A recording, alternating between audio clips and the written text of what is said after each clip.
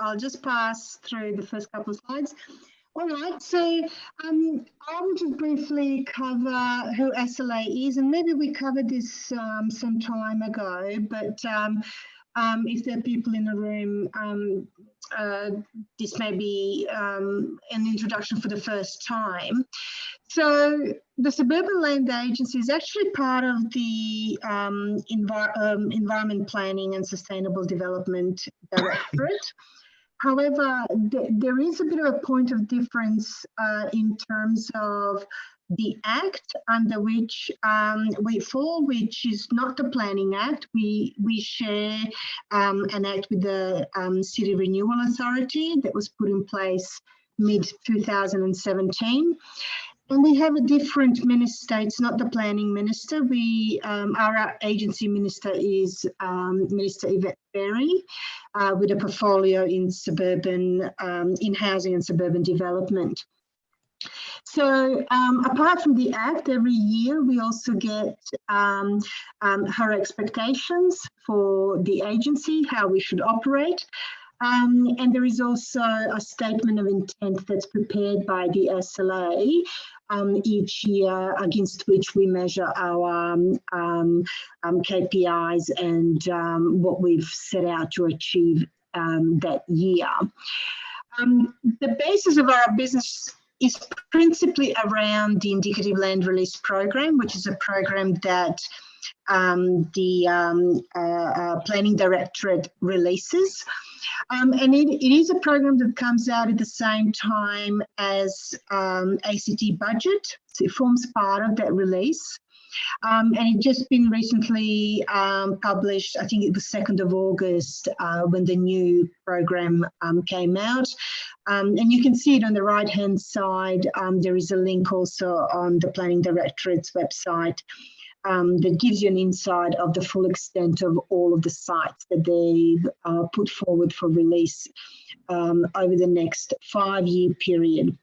And this is an interesting point as well. Previously, the program was a 4-year program, but this year, and perhaps last year, it's actually extended to show and indicate what is likely to come on over a period of 5 years. So we deliver on that program. We also work towards meeting other ACT government policies and objectives.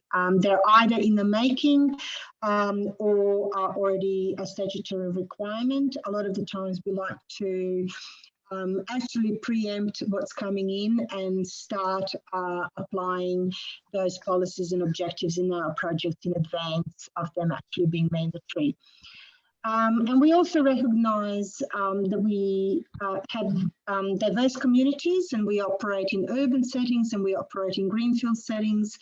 And we do have a range of engagement methodologies that we like to use, depending on the community and the way they prefer to engage.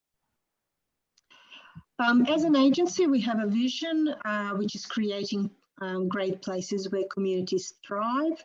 And this really does apply across the broad range of communities, not just greenfield or just urban. That is what we set out to achieve with each project. As part of our ACT and as part of our mission for the agency, we also look to contribute to Canberra and improve Canberra by accommodating within our projects other objectives such as affordable living, safe and healthy population, social inclusion and diversity, housing choices, and environmental sustainability. And you will hear a little bit about one of our projects that comes from our housing choices team today as well. So I will just take you through what that indicative land release program looks like at this point in time and what we have on the program for release. Then we'll give you a little bit more of an insight of what's planned for Section 76 in Watson. And as I just mentioned, our colleague Jessica Hillcrest, who you've met at the beginning trying to help me with this conundrum of a presentation, is going to share insights into the Built to Rent project on the Turner site. So indicative land release program is indicative, but predominantly indicative for sort of those later years, as lots of the sites in year 3, 4 and 5 are still being investigated and are still subject to perhaps territory plan variations or some other planning considerations. But in year 1 and 2, we generally see that the program stays as is, and we particularly are focused at the moment on delivery of the 22-23 program. For this financial year, we've indicated here both our sites as well as the City Renewal Authority sites. So the ones identified as city sit in their precinct, and CRA will touch on this after our presentation. But we, for this year, have the Turner site, which is the Built to Rent, and we also have Watson Section 76. So that's the program for this year and releases by the end of June next year. In the following 2 years, SLA doesn't have any releases, but you can see a couple, one in each year for the City Renewal Authority. And again, they'll show you where these sites are. And then right at the end in year 5, we now see the mention of Section 74 in Watson, which wasn't in the indicative land release program a little while ago. It was taken off and is now in that 5th year, so 5 years from now.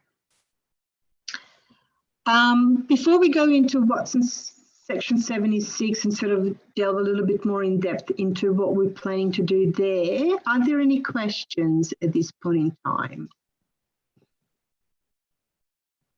All good?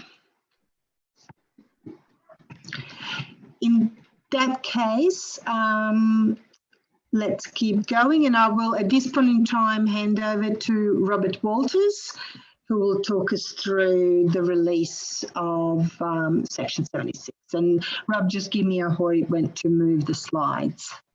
Great, thank you, Irina. Good evening, ladies and gentlemen. Thank you for your time, I appreciate it.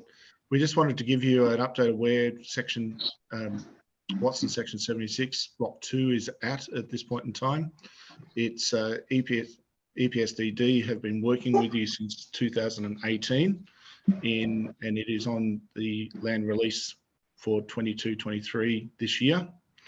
As part of the breakdown of the extensive community engagement, there includes a 1 hectare park, a 5,000 square metre demonstration housing site, and the rest of the development will be considered as for 200 dwellings. As the land is and the further developments being passed over now to SLA to continue on, what we are considering is the heavy work that EPSDD has done on the site investigations and engineering studies and the outcomes of the territory plan requirements, which includes heights restrictions with setbacks from the federal highway, the pedestrian connections from Federal Highway through to Asmore Street and to the rest of the community, the suburb parrot habitat and other existing tree canopy protection. And along with that is through our engineering studies includes a site management plan that has a small area contamination and how we manage that.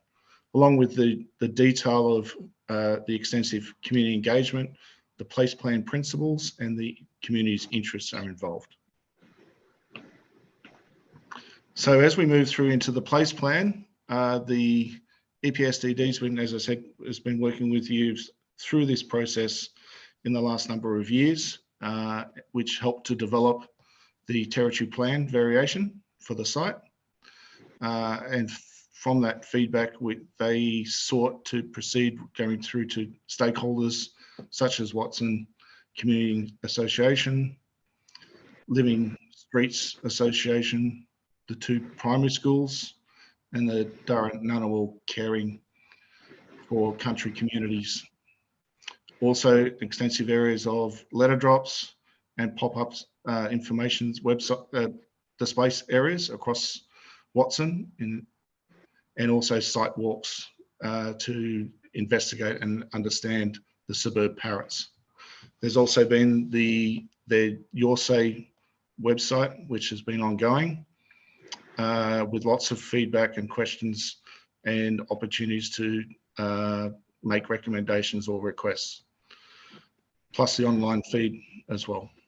And as you see down on the bottom right-hand corner is a snapshot of the territory plan, where the red section is the built form area, and the light green is the PZ1 area, which is both the park on the bottom right-hand corner, and the rest of it is protecting the existing tree canopy and the suburb parrot habitat. Next slide. So out of all the engagement, some of the key themes and design principles that came about was a strong sense of community, sustainable living in a leafy suburb, active people, allowing that traversing from Aspinall Street through to Federal Highway, inclusiveness and resilience of neighbourhood. And so from that came out of within the place plan came the key design principles of safety and inclusion, accessibility and compact, green and active, and sustainability and resilience. And the little snapshot that we've got on the right-hand side is from the place plan that indicates the general program of where we're at, and we're sort of not too far off that program. So as a government, as one government as a whole, we're actually fairly well tracking to our current plans from the beginning back in 2018. Next slide, please. So the SLA is proceeding to look at our release methodology in Q2 of this financial year, which will be around February. And we're looking to look at a single stage design-based tender process. This will include all the engineering studies, the territory plan requirements, and the place plan. The key advantage of this is it allows us and allows the community to be engaged through the design and tender process at that point. Key areas of responsibility through the RFTs, as I said, is the design areas, and allows us to address all of those design principles which the community and all key stakeholders have been engaged and been part of. In our assessment to the design-based tender, the design capability will be looked at upon as a weighted criteria of 50%. Financial will be 30%. Program, resourcing, etc. will be a final 20%. So the emphasis is very much on ensuring that we are delivering, and the developer is the future developer who will tender will end up delivering what the community is looking for, which is what one of the SLA's goals are to achieve. Other examples of what SLA's done or in doing at the moment with this same approach with success is also Canberra Brickworks Precinct, the Gold Creek Homestead Precinct, Belcolin Lakeshore, and also Kingston Arts Precinct. And these are some of the other examples on the right-hand side, some of the place briefs that and place plans that we've worked through to get those projects through to the same level of standard. Next slide, please. This is just a quick snapshot of giving you a little bit of an understanding of the process. Above the bar is the intent of active connection through the process with yourselves and any other key stakeholders. So there's quite a bit of activity of engagement as we go through the process. Below the main bar line is our actual design-based tender process, where we've got the RFT preparation, which we're currently working on, with Tristan's working on very heavily with at the moment, who's on call today. The release to market, the tenders being received, review and assessment, and land sale contract starts engagement around August, where the developer will then progress their design packages over the next 18 months with consistent engagement with yourselves and the key stakeholders. And then eventually we perceive that around January 25, the developer will start accessing the site to start to develop. I think that's the last slide at this stage. Is there any questions or comments that you'd like to raise at this point in time? Yeah, I have an immediate one to the slide you just show, and that is, so you will be asking for tenders and for that site, and then you will choose a successful tenderer. Correct. Why is there not community consultation between the tenders submitted and the successful tenderer? So as you see through this process above, so they correlate, so you'll start to see that engagement through that. So what would the purpose of the place plan and our continued engagement with you assures that the tenderer is committing to the place plan and information that we've received from the community and stakeholders. So we take that forward from that point. See, just to make my point clear, one of the deep frustrations of community associations like NCCC is that we are confronted with one solution for major projects.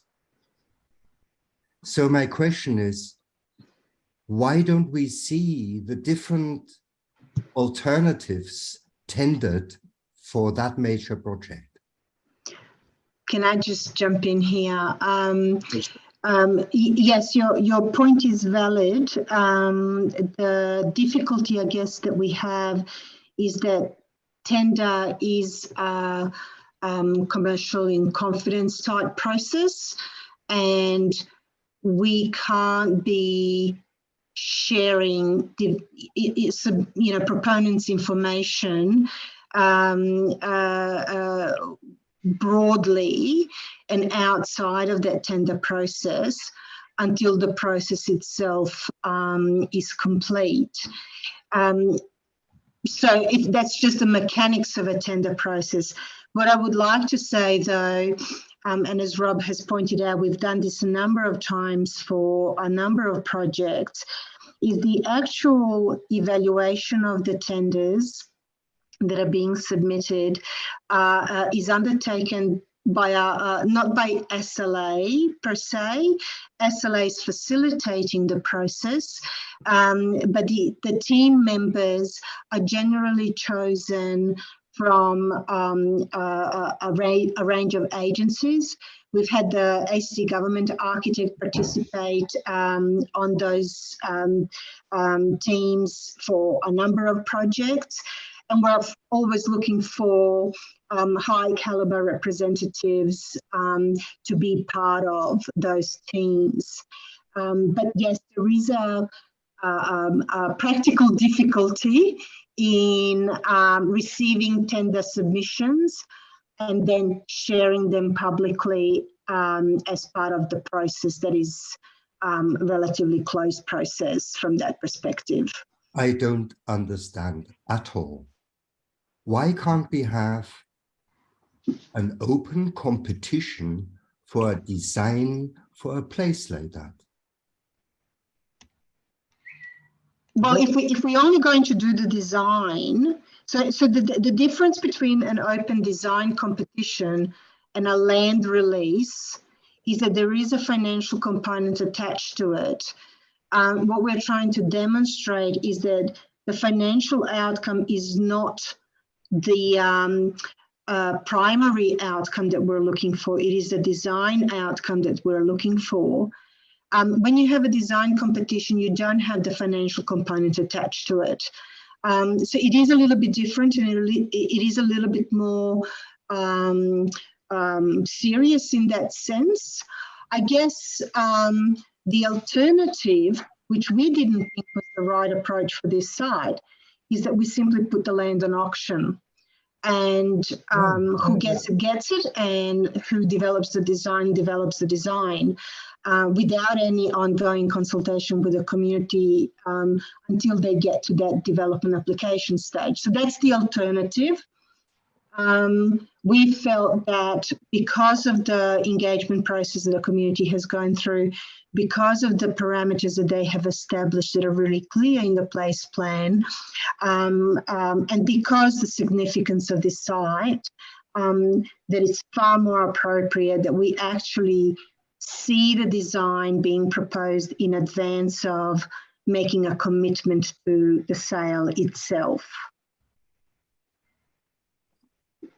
And if I can just add to that, because this process is a little bit complex and a little bit different, at the point in time when a preferred tender is identified, we make a commitment to a land sale, but the land sale is subject to them receiving an approved development application.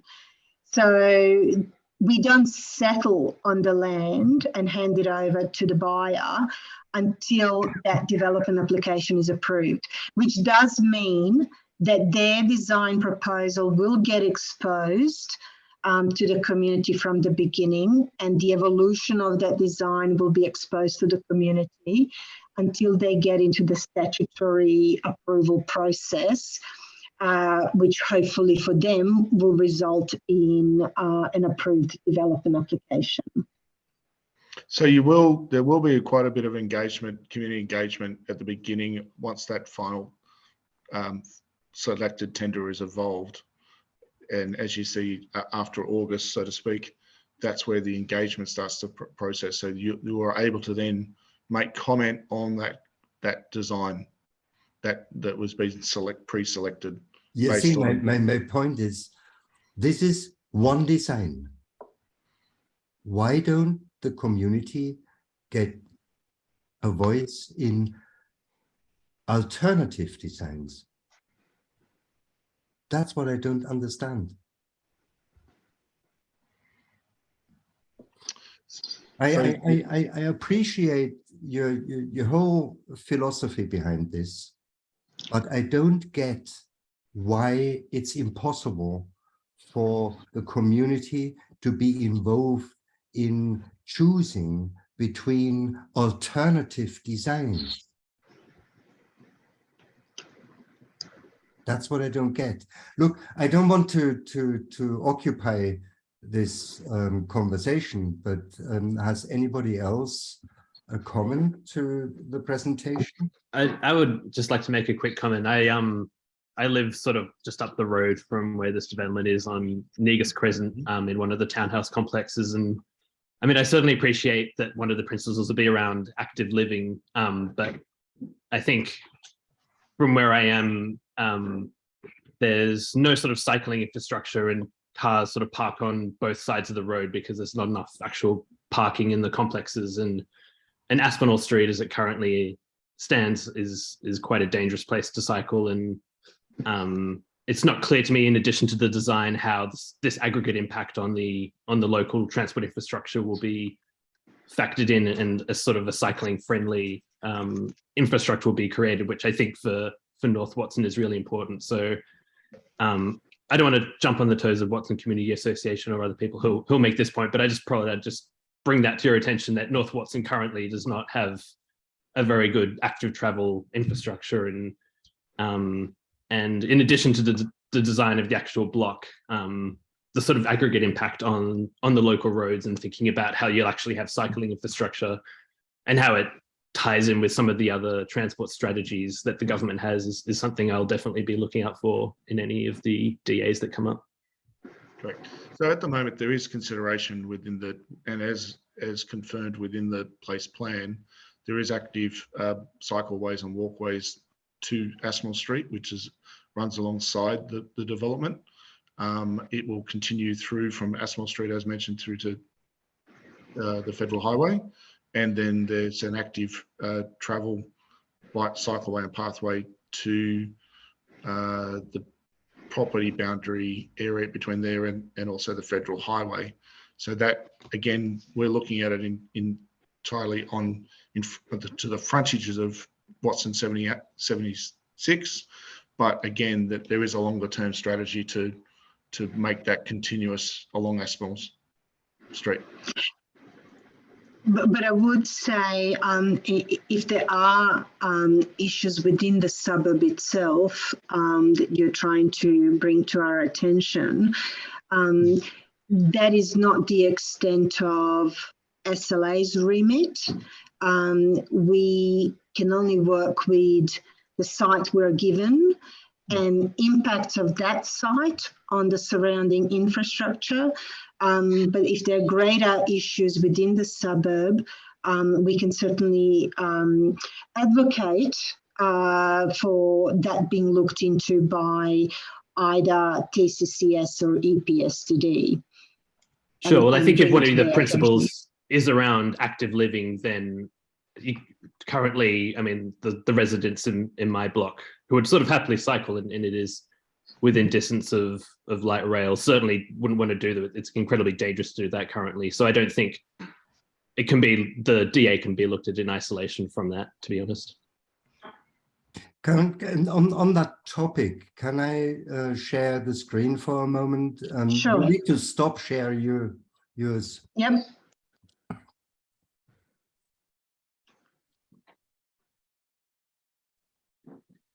So here is the North Watson area, and we are talking about this site here. That's 74, and in the future we are talking about that site. That's 74. 6. That's 6 and that's 4. No, the other way. The other way around. 6 and 4. Okay. Now you are putting close to, my estimate is 1,000 people into that area. Does that area have a childcare facility? Does that area have a dog park? Does that area cater for connectivity between Mount Majura and Kenny? Does that area cater for other services, like from the 76 place to the nearest shopping center in Hackett, in Watson? It's 1.4, 1.5 kilometers. There is no cycle path along Aspinall Road into that center of Watson.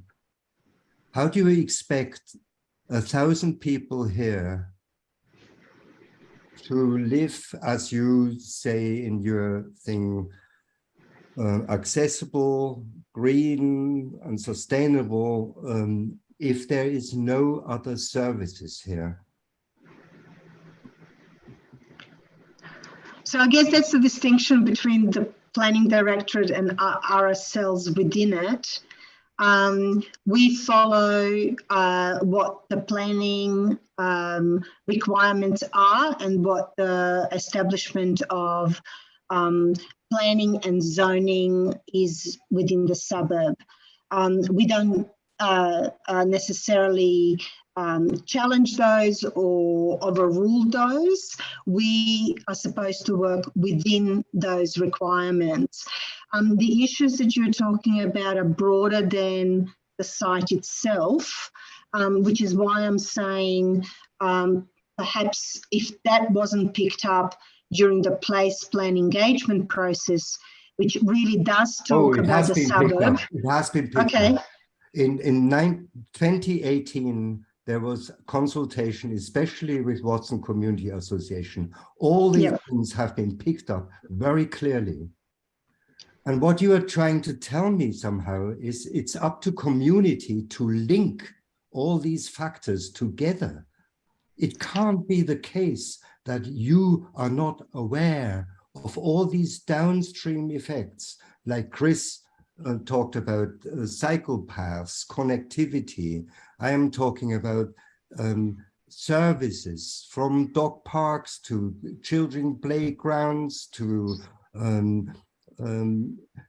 places where people can buy stuff. It can't be that you can't consider this in addition to your local site considerations. We can certainly consider it and advocate for it with the Planning Directorate, but we don't have in our remit to extend and fix services across the suburb. That's that means a bigger picture. There's a disconnect between responsible government agencies that actually should sit together. If you have a major project like that, you should contact the Parks and Conservation Service about connectivity. You should contact the road people about connectivity with cycling paths. You should contact the social people about facilities for the people there. Otherwise, what you're doing is you are creating traffic all over the place because people need to move in order to get to facilities. Or they end up running their dogs in the nature reserve because there is no dog park. So I think your comments are very valid, and I think what is great is that this is SLA's first engagement on Watson with yourselves as a community. What I think we'll do is we'll table your concerns raised here tonight. We might go back and address those internally with EPSDD. Yeah. And our next engagement may be able to field some and provide some answers and some direction around that based on our internal discussions back with EPSDD. Would that be more appropriate? Yeah. No. See, there's the point I'm making is there's an internal question about design alternatives for the site. Mm-hmm. And there's the external problems. And what happens if that site has another 200 dwellings, to traffic, to cycling, to facilities like playgrounds, adventure playgrounds for kids, dog parks, dog off-leash parks, so that the problem doesn't penetrate, for instance, into the nature reserves. What we observe in Mount Matura is that the developments in North Watson have hugely increased the traffic in nature reserves. That means there are degraded tracks. It means that a lot of inappropriate behavior, and so on and so on. So I just urge you to look at these compounding effects across an area like that an individual development like this is likely to have. And it's a matter of government agencies talking to each other about the potential effects of a development like this. And we are not even talking about 74. That's an even larger development, even further away from facilities. Jochen, can I give an example possibly of what you're saying, which is obviously in Braddon, but what we've ended up with in Braddon is the most highly populated suburb in Canberra, with no pedestrian crossings, no supermarket, no dog park, no playground, because no facilities have been added. All we've had is constant development, which I hasten to add was done under a former regime where the land was just sold with financial considerations and nothing else. So it didn't have this idea of having a place plan and having something in place. So it's just an example of what you end up with if you don't pre-plan and you don't look for facilities in advance. What we call the common goods. Yeah, that's right. Yeah. And every time we ask for a pedestrian crossing, we are told it's CRA's problem, and CRA tell us that it is TCCS's problem, and then TCCS tells us it's CRA's problem. So we just go around in a circle, and I think tonight has been an example of another circle that goes around where agencies are not working together to have a common outcome, or sorry, a preferred outcome. Can I just ask, how is the land currently zoned at the moment, and is there a proposal to have a territory plan variation for these sites? So the territory plan variation has gone in and it's been approved in early February, March this year. Right. And what we showed you, the snippet on the right-hand side, was that it is zoned as RZ4, right, which allows 4 stories to the back portion on Aspinall Street and 2 stories within the first 200 metres of the federal highway, and outside of that is the PZ1 section on both left and east and western sides to protect the existing canopy of trees. Yeah, because in a sense that's the planning. That's the planning that's been done. Someone has made a decision that this should be zoned RZ4 and RZ2 and RZ1, and so in some sense, the planning decisions of what should exist on that site have already been made. Is that what you're saying? Or? Correct. Yeah. That's the extent of the extremities. However, again, through the design-based tender, developers might propose something alternatively within those parameters that might be more beneficial in assessment, but they're constrained by those parameters. Yep. But you're quite right. From a planning perspective, that territory plan variation concluded what should occur on site, and the indicative land release program defines the quantum of dwellings that need to occur on that site. So the rezoning is a process that would have taken into account traffic studies, pedestrian movement studies, the needs analysis that you're talking about in terms of necessary facilities within other areas of Watson. So in a sense, we are just following what is the outcome of that territory plan variation, which rests on an engagement that occurred earlier. But in saying that, I absolutely recognise what you're saying from a practical side and experiencing your suburb growing. And as Robert mentioned, we'll take that on board and we'll take it back to our colleagues and discuss the broader picture beyond the site itself. Ian.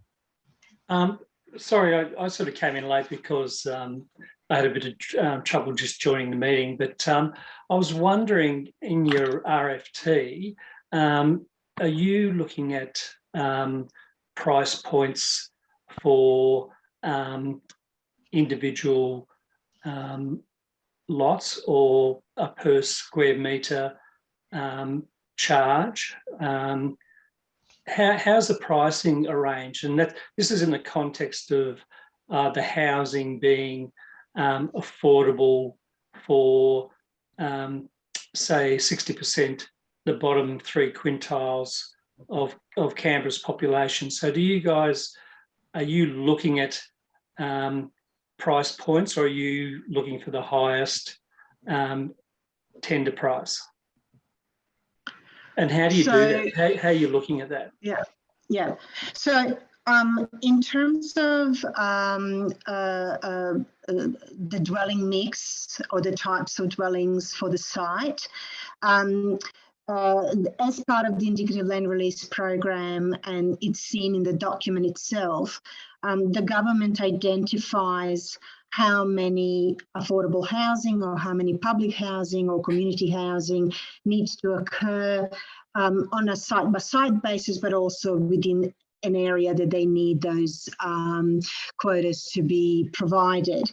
This particular site doesn't have any public housing or community housing or affordable housing allocated to it, but it does have a demonstration housing project that sits next to the land that is identified for release.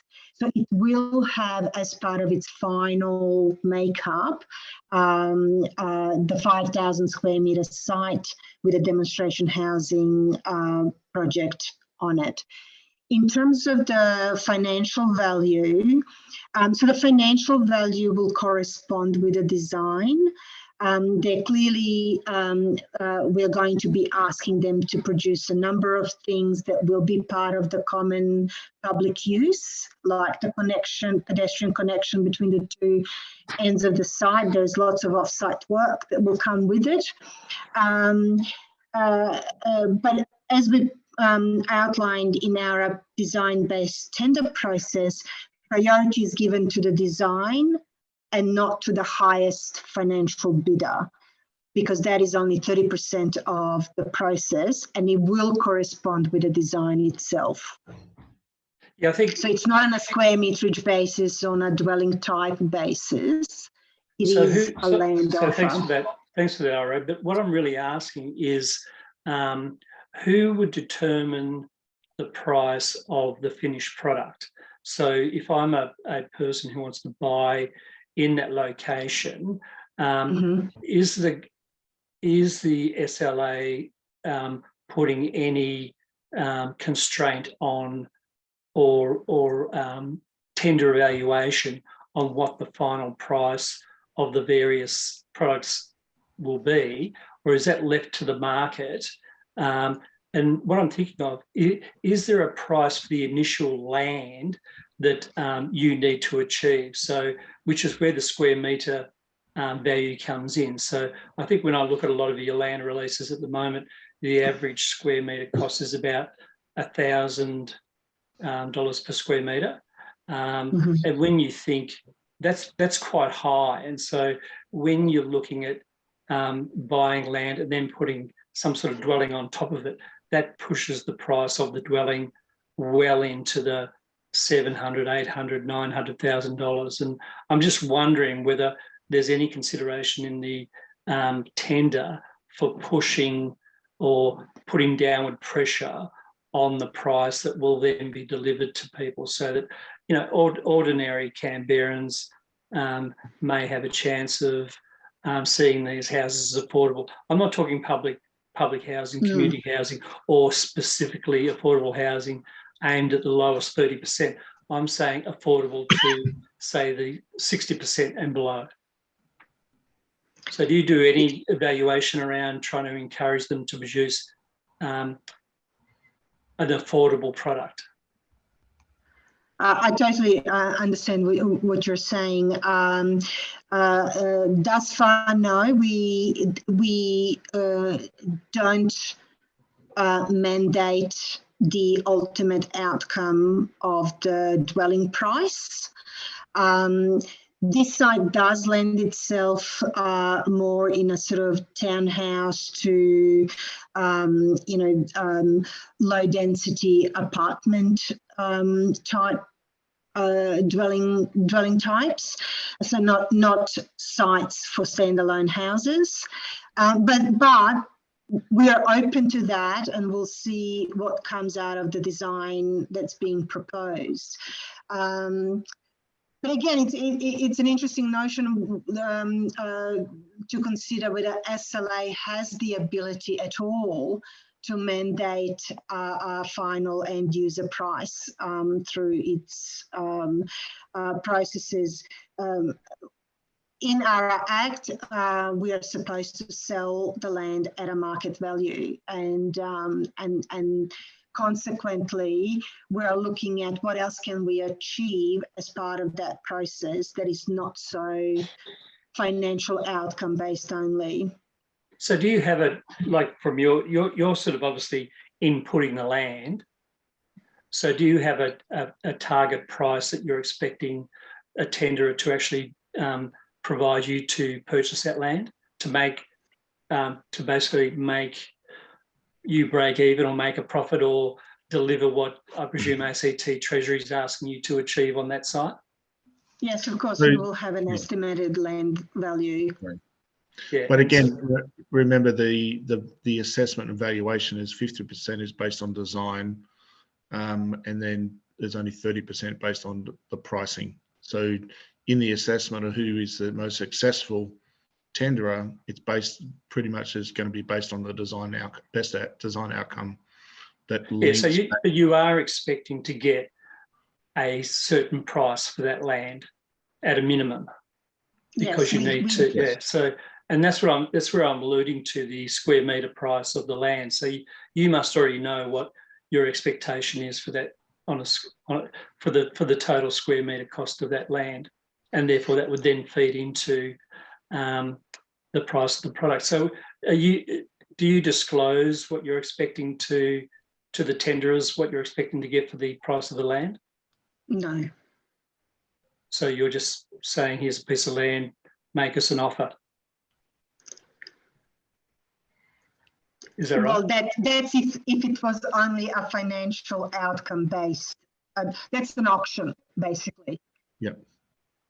But we are not doing an auction. We're doing a design-based tender where we're saying, yes, your price needs to be of what the market would pay for it. But if you would like this block of land, you need to achieve all these other outcomes and demonstrate that through your design first before we are going to commit to selling you the land. Folks, I'm very conscious of time. We're nearly at 8 o'clock. This is a hugely interesting discussion, and I'd love to continue it, but we need to move on. So Natalie told me that Malcolm Snow wants to say something after your presentation. Is that still the case, Malcolm? Yes, it is, Johan. I might just ask Irina to get up the presentation again. Thanks. We did have someone in between as well.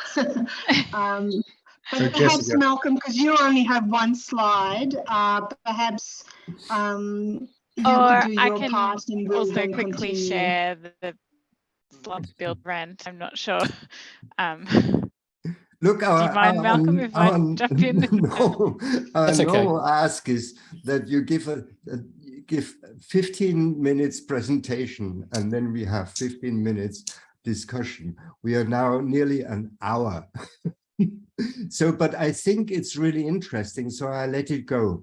So you continue, but I hope that Peter O'Halloran is not too miffed. Can you hang in there, Peter? Absolutely. Okay. It was a fascinating discussion. Thanks heaps. You go first, Jessica. Great. Can you see that presentation? Yep. That's a new runway that's a new runway of the Canberra airport, is it? That was a joke. Hello. Yeah, sorry, I've just turned my video off. I think I'm getting a lag now. Can you see the presentation? Mm-hmm. Okay. I'll be very quick. The build to rent proposal that was flagged earlier, we just wanted to give a brief update. We have already spoken to the committee about this, but for the broader group. When we talk about build to rent, what we're referring to is multi-unit development that is operated by one owner and rented out to individuals, individual households on a sort of more long-term basis rather than the units being sold. So the intent behind build to rent is sort of creating more livable communities, inclusive, sustainable. They usually have communal areas with more community activation and services to support tenants. Build to rent tends to increase choice in housing diversity for renters because it creates more opportunities for longer term tenure, and it increases the number of private rental properties. So what we are doing is releasing in Turner. On this map, you can see Block 4, Section 57, which was sold in June. But Block 3, Section 57, to the north of the site, is what we are looking to release in October this year for build to rent with a 15% affordable rental component.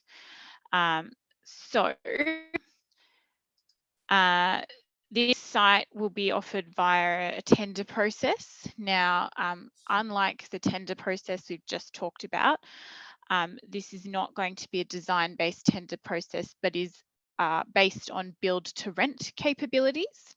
So there will be criteria in this tender requiring experience and capacity to deliver a build to rent project, which is quite unique compared to a project where a developer might purchase a site with the intent of selling all of the dwellings.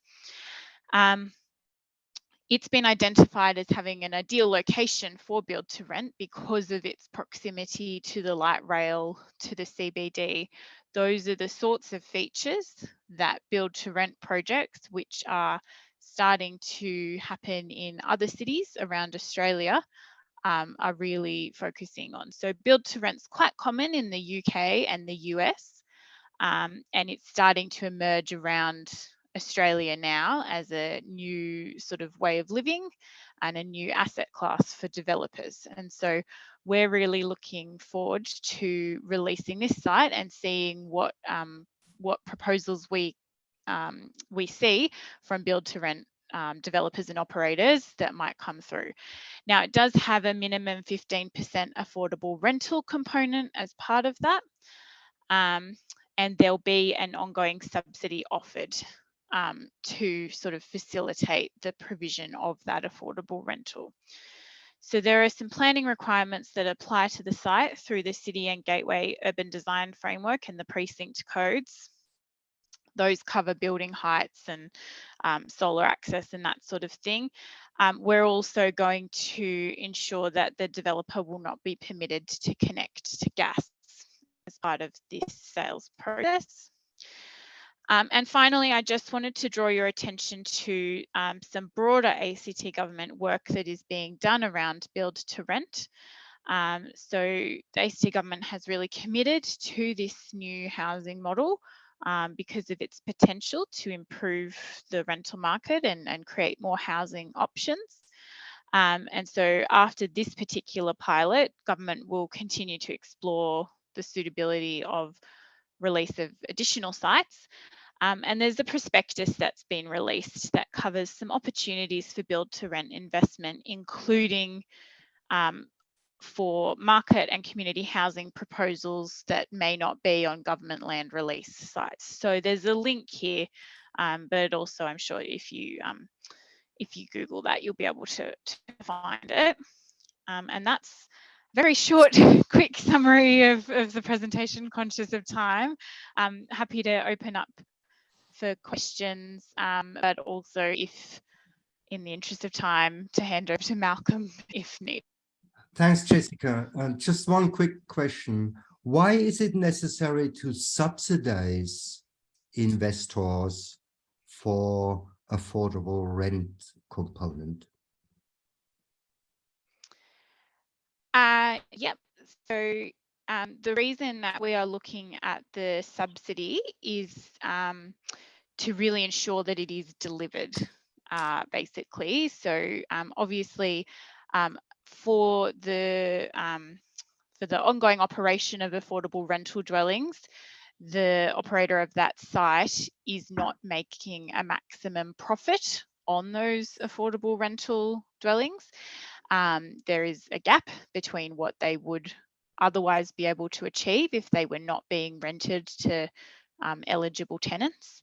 And so the intent of the subsidy is to ensure that those affordable rental dwellings are delivered as required by the government, and that the purchaser of the site does not go down another pathway. Maybe their profits are too high. Can I ask a quick question, Joachim? Yep. I promise to be quick. So, Jessica, with affordable rental, is that 75% market? Is that what you're calling affordable rental? 74.9% of market rent is okay. We'll call that 70. Yeah. We'll call that 75 just for mathematical purposes. The subsidy, are we talking a subsidy of 25% of market to help the developer to achieve what they would in the market? Is that the subsidy we're talking? Yeah, so as part of the tender process, we will be seeking for prospective tenderers to make a submission on the subsidy component to us about what, so there'll be a component of the financials that's around the land price, but then also about that subsidy component. But it is looking to address that gap between market and affordable rental. That sounds like a pretty hefty subsidy. Thanks for that. Maybe rather than looking at all the Anglo-Saxon examples, you may want to look at the Vienna example of affordable housing. Yeah, they actually have English websites to look at. Thanks. So it's Malcolm next, is it? Yes, thanks, Ewan. I've been a bit cheeky and asked whether we could, for completeness, include the sites that are within the city renewal precinct area, focusing on the city centre. I'd be very pleased to come back and make a presentation about our city renewal program to the NCCC at another time. But tonight I'll just focus on, given the theme around ILRP, the city renewal sites in the city centre that have been included in the published document that Irina referred to. I'll go around this plan counterclockwise so that I can describe the sites that are included and just provide some details about those. Excuse me, the first one, Block 40, Section 100, what we call the Law Courts car park, which is on the corner of Northbourne Avenue and London Circuit. That site, in fact, is not in the ILRP. It was a site that we took to market in late last year in order to try and secure a developer who would be successful in winning the accommodation tender, which was put out by the Commonwealth Department of Education for that site. Those negotiations are ongoing and still commercial in confidence, but we remain hopeful that that site could be successful in attracting that new office building into Civic. If it is successful, it would represent another 6,000 to 7,000 workers coming into the city centre, into that new office building. The second site, counterclockwise, blocks 2 and 3, Section 20, is what we call the former Westland House site. It's on the corner of London Circuit and Ellery Crescent, just to the south of the School of Art in the ANU. That site has now been remediated by the CRA. It was formerly an open lot car park. The former Westland House has been demolished. There was some soil contamination which has now been remediated. And this site in the interim will be used as a material storage area for the construction of light rail stage 2A around London Circuit. But we are due to take that site to market later this year. But the documents that we take to market will clearly indicate that the site is reserved for those material storage, and therefore building development would be delayed until that use is no longer required. The third site, City Section 3 South, is actually currently the northwest cloverleaf that comes off Commonwealth Avenue. You'd be able to see in that plan that the extension of the road from Vernon Circle, Edinburgh Avenue, but the intention is, as part of light rail, in fact, the works have now begun to raise London Circuit to a direct intersection with Commonwealth Avenue, which removes the need for the cloverleaf, as traffic would now use the Edinburgh Avenue extension. It's a very large site. It's a site under designated land control. So the planning authority, in fact, would be the National Capital Authority, which is the case for virtually all these sites, except for the Westland House site, which I just mentioned, which is controlled by the territory plan, but all the other sites are designated land. This site also will be used partially, or at least initially, for the construction of the raising of London Circuit. That's a project that will take nearly 2 years to complete. And that site, Section 63, has been provided to the contractor to use for material storage while that raising of London Circuit construction occurs. Block 38 will be taken to the market in financial year 24-25. The current National Capital Plan uses are for a mixed use. It's again a designated site. It's on the corner of Vernon Circle and Constitution Avenue, directly behind the Canberra Theatre. It's quite a challenging site. It's got a number of services on it, and we're currently doing due diligence and site investigations, but that site will not come to market until 24-25. The final site, Part Block 23, Section 19, is again the surface car park on the opposite side of Block 40, on the corner of London Circuit and Northbourne Avenue. It's immediately adjacent to the North Building and the Canberra Museum and Art Gallery. And again, that site will not be taken to market under the ILRP until 2025-26, ideally or preferably concurrently with the new Canberra Theatre, when government makes the decision to fund it, can fund the construction, I should say. The government has provided funding for the design of the new theatre, and that design tender is currently out to market, but the decision around the construction will be a decision made in the year 24-25, and there are clearly is a need to integrate the construction of the new theatre with that site. So look, I'll conclude there. Very happy to answer any questions about those sites, but Yoam, I'd be very happy to come back and do a presentation about our program, the City Renewal Authority's program, at another meeting.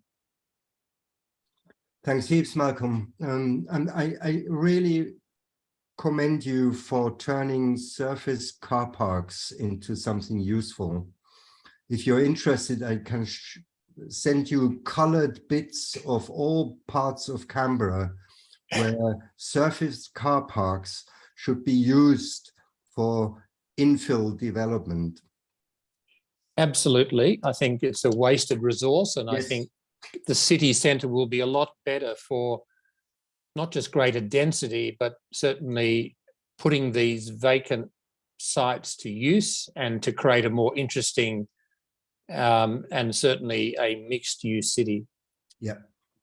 Just expand it out to Belconnen and Tuggeranong and so on and so on. Yeah. Thanks. Thank you. Any comments?